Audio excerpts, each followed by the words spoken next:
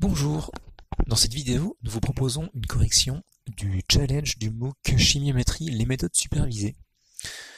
Donc, en utilisant ChemFlow, nous pouvons aller chercher les données dans les données partagées.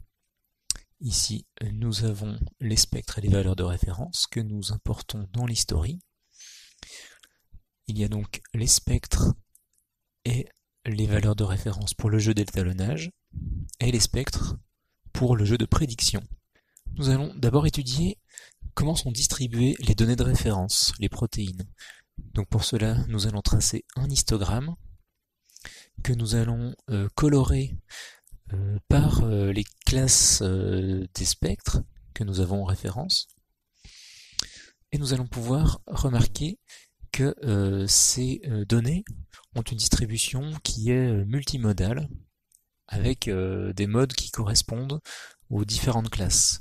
Donc peut-être que l'idéal serait de faire un modèle spécial par classe, mais dans ce corrigé, nous allons rester sur un modèle simple, global, qui inclut toutes les classes. Alors, quand on a des spectres, on a d'abord envie de les tracer. C'est ce que nous allons faire. Le tracé des spectres va nous montrer que ce jeu de données est caractérisé par deux effets. D'abord, un effet multiplicatif, qu'on voit ici parce que les faibles valeurs d'intensité correspondent à une faible variance intraspectre et les fortes intensités à une forte variance.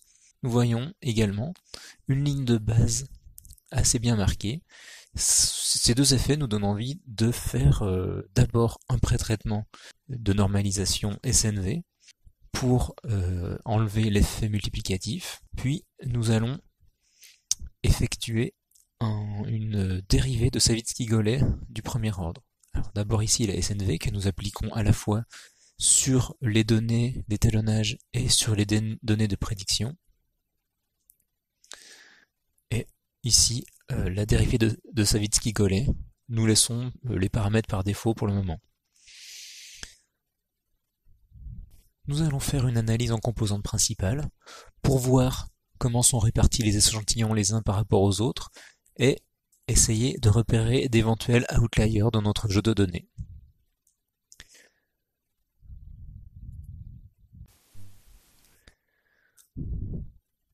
Nous allons calculer les statistiques des outliers, donc le T2 et le Q. Nous pouvons maintenant tracer la carte factorielle, c'est-à-dire la position des individus par rapport à leur score dans les deux premières composantes.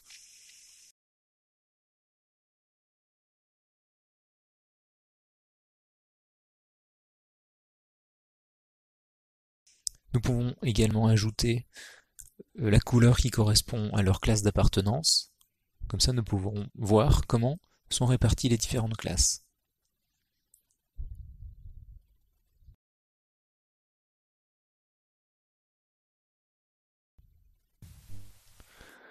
Un premier résultat de cet ACP est que les échantillons sont assez bien rassemblés par classe.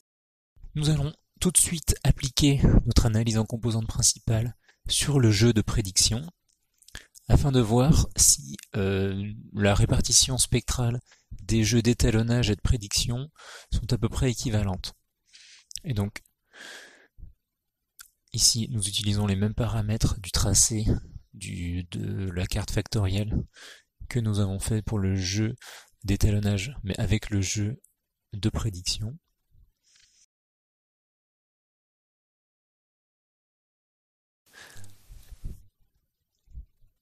Les spectres d'étalonnage et les spectres à prédire ont une carte factorielle très similaire, donc notre jeu d'étalonnage est particulièrement bien adapté pour prédire ces spectres-là.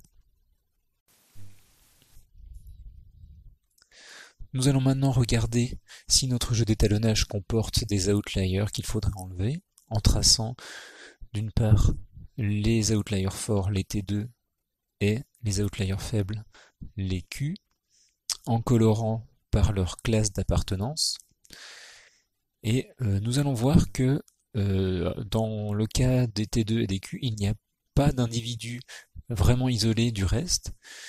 Nous allons voir qu'il y a deux classes qui sont un peu atypiques. La classe 5 sur les T2 et la classe set sur les Q. Donc nous n'allons pas les enlever, sinon ces classes seront mal prédites. Éventuellement, l'échantillon 119 est un peu isolé dans sa classe. Donc c'est pour ça que nous allons l'enlever avant de continuer l'analyse.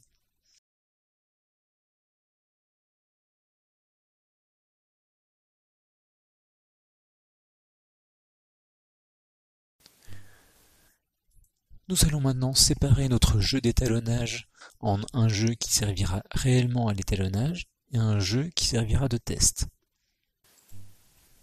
Ce jeu de test servira non pas à ajuster les paramètres du modèle, mais à vérifier la robustesse de notre étalonnage.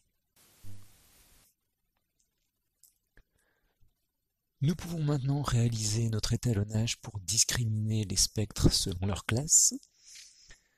Donc, nous pouvons par exemple utiliser l'algorithme de PLSDA en utilisant la validation croisée qui est proposée par défaut dans ChemFlow.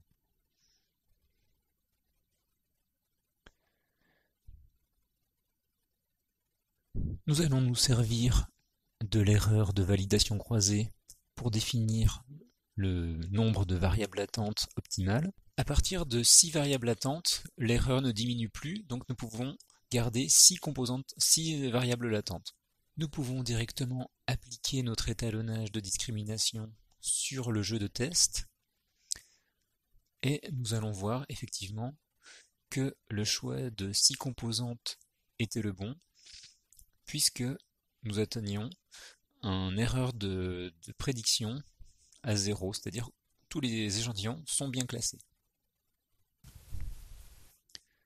Maintenant que nous avons fait un étalonnage de discrimination pour les classes, nous pouvons l'appliquer à notre jeu de prédiction.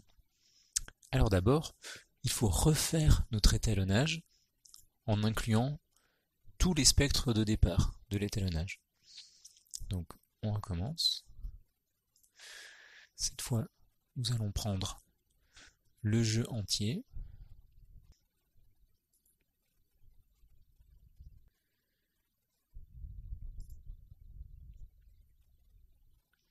Et nous allons l'appliquer à notre jeu de prédiction.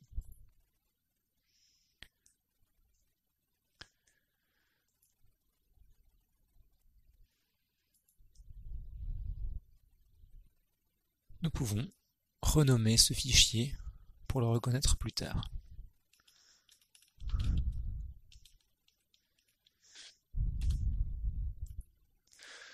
Maintenant, nous allons développer l'étalonnage pour la teneur en protéines.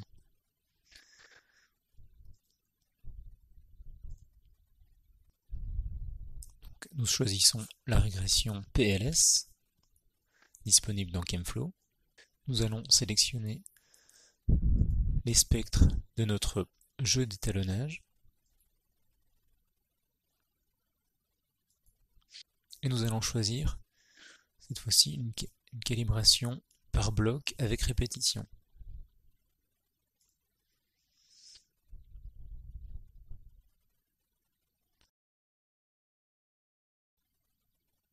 Nous allons tracer les erreurs de cross-validation en fonction de nombre de variables latentes.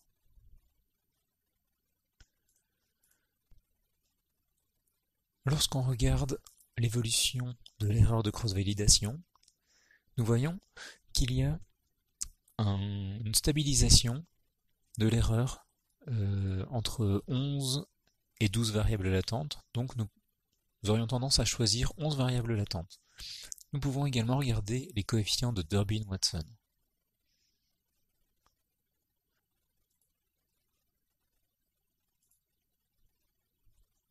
Les coefficients de Durbin-Watson montrent qu'il serait dangereux de prendre 14 variables latentes, car il y a un grand saut entre 13 et 14.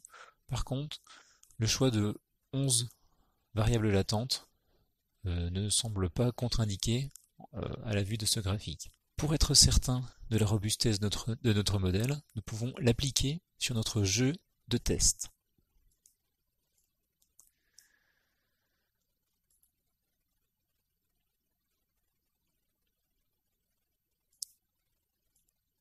nous voyons que pour 11 variables latentes, nous avons un modèle qui est plutôt bon, avec une erreur de 2,1 en pourcentage de protéines, comparé à la gamme des valeurs de référence.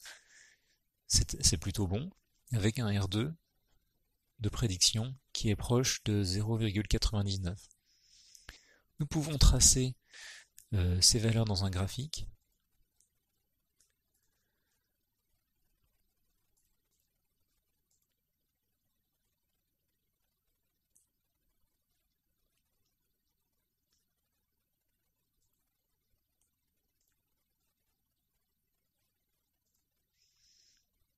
Nous pouvons faire apparaître les couleurs des classes.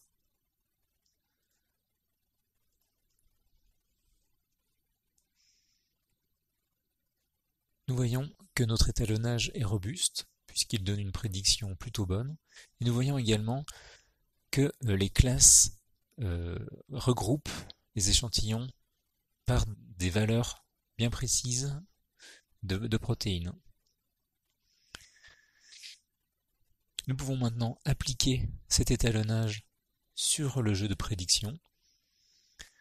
Nous devons d'abord refaire cet étalonnage sur l'ensemble des données de calibration.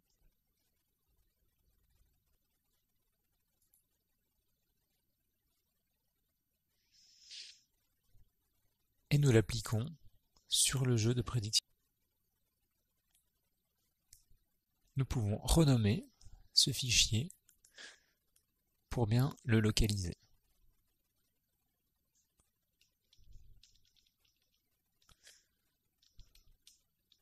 Il ne nous reste plus maintenant qu'à télécharger les fichiers des prédictions que nous avons faites.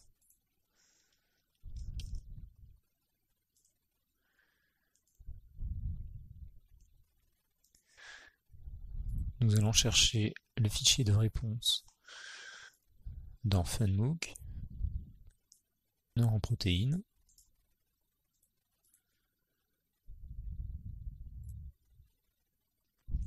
Nous avons besoin de la 11e variable latente.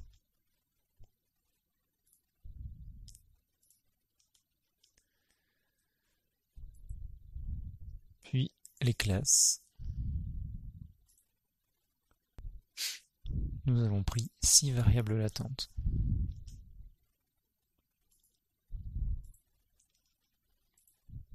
Et voilà notre fichier prêt.